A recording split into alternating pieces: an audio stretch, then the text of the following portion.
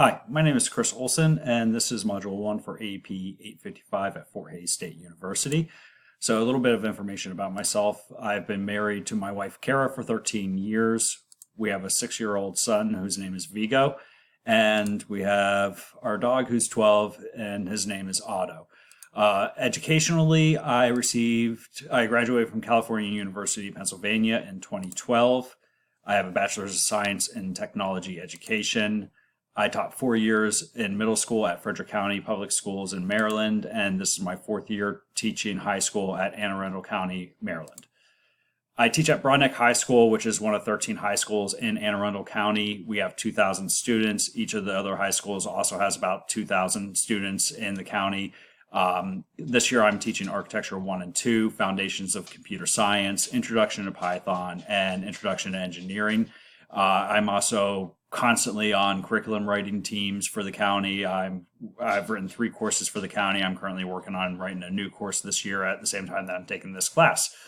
So I'm also in charge of our school's robotics team and technology student association team, which I've been able to grow from about 13 members up to 60 members in the 4 years that I've been here at the school.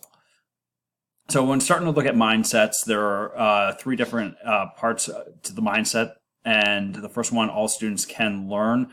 As a mindset, I definitely absolutely agree with this. Sometimes we need to help build that confidence in them, but it is there. They can learn. We just need to find the right way to reach every student so that they understand that they can learn. Teacher collaboration over isolation. I definitely think that this is important. It's good to collaborate so that way you can come up with ideas together, but there's definitely some moderation to this. It's useful, but if you force that collaboration too much, it can impact performance, happiness, and a lot of other things as well. And that leads to happiness and optimism.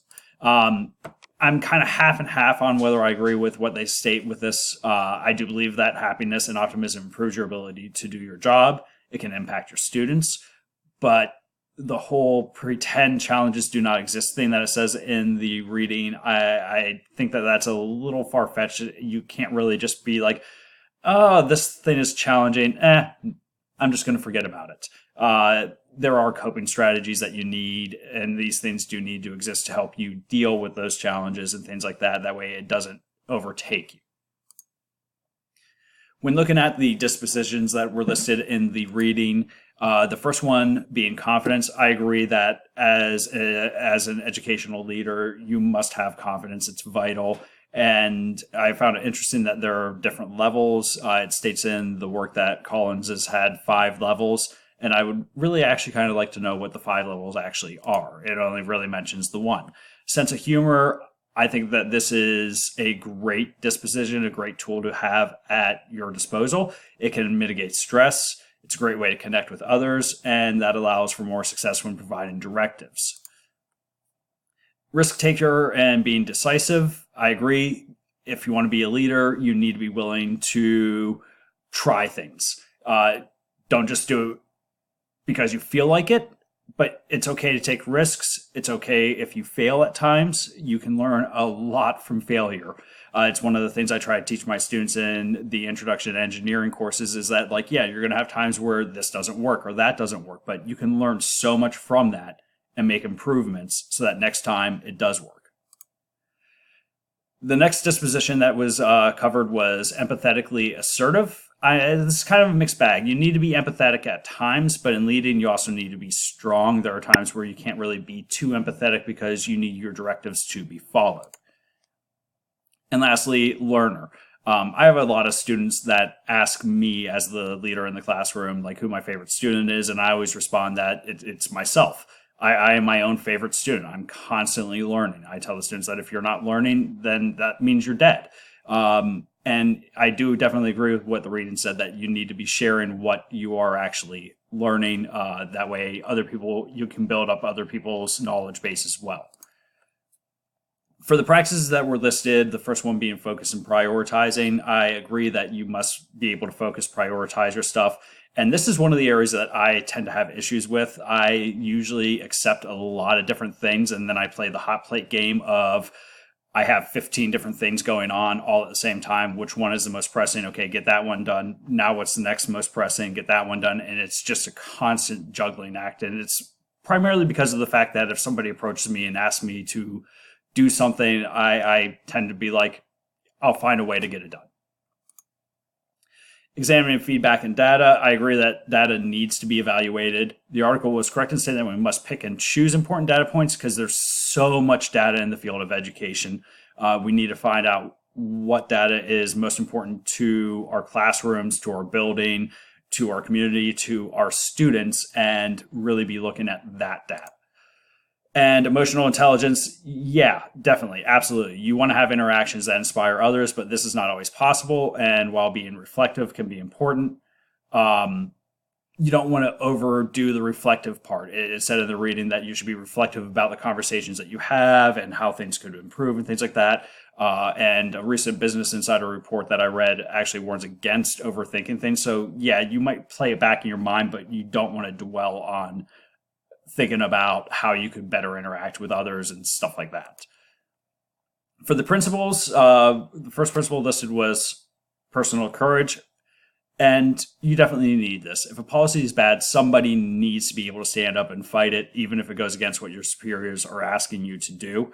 And that shows the mark of a true leader if you're willing to stand up and take a stand for those that you are leading to say, wait, this isn't right. Something needs to change.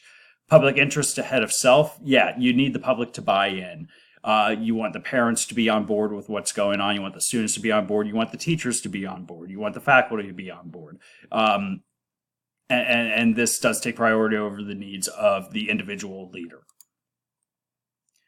With self-control, self-discipline, and integrity, I think that it's incredibly important that educational leaders make it a point to act as positive role models, not only for the other staff members that are there in your building, but especially for the students. A lot of these students look up to us, even at the high school level, and they look at our actions and things like that, and a lot of them try to emulate it. We're role models for them.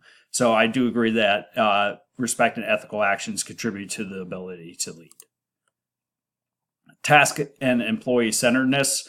I think that this is very important since in this case, it is speaking about leadership that is not directly teaching the students. It is important to use the strengths of the staff to better educate the students. Also important to consider staff and student needs when making decisions that affect the school as a whole.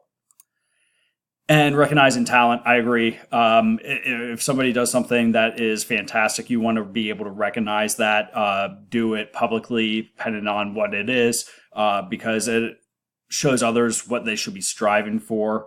Some of them will push harder for similar recognition, and it might not influence everyone. We all have those students that it doesn't matter what type of good example you put out, they're going to just kind of want to stay hidden. But it does help with the majority. And requiring high ethics from everyone, it's important to establish code of ethics for how business will be conducted for all parties. This means the staff, visitors, students, everyone that comes into contact with your school. This helps to create or continue norms and expectations. And sensitivity and understanding, I agree that this is something important and something might need to be learned after starting a new job, as it can require understanding the community that you're working in. When you first move there, you might know your curriculum, but you don't really understand how things impact the community until you get a chance to really get in there, get to know the people, and see what it is that they're looking for as well. Inclusiveness is definitely important, and I wish it happened all the time. I understand why some policy decisions don't include teacher input, but other times I think administrators could do better in talking to their staff and including them in some of the decisions that are made for the building as a whole. So as a quick little reflection here, when I look at myself, I feel like I'm strong on the fact that all students can learn. I'm strong with happiness and optimism, confidence, sense of humor, learner, emotional intelligence, integrity, and sensitivity, understanding. There are a few things that I definitely could work on more, one of them being teacher collaboration, examining data, and focus and prioritizing.